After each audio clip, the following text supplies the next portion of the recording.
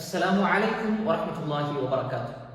அன்புள்ள சகோதரர்களே சகோதரிகளே, உங்களுக்கு என்ன தேவை இருந்தாலும் அந்த தேவை நிறைவேற ஒரு அற்புதமான ஒரு பிரார்த்தனை இருக்கிறது. அல்லாஹ் சூரா அல் கஸஸ் 28வது அத்தியாயத்தினுடைய 24வது வசனத்திலே சொல்கின்றான்.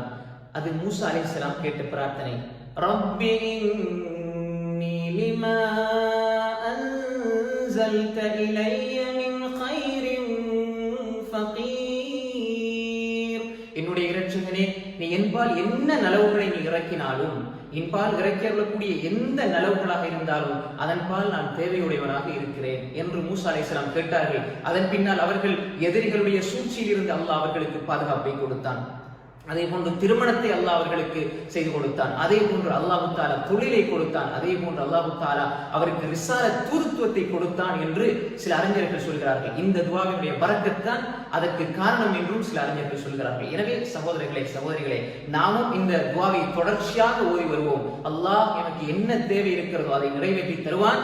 ரப்பி இன்னி லிமா அன்ஸல்த இலைய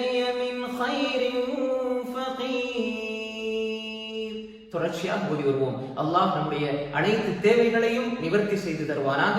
அஸ்ஸலாமு அலைக்கும் வரஹ்மத்துல்லாஹி வபரகாத்துஹு.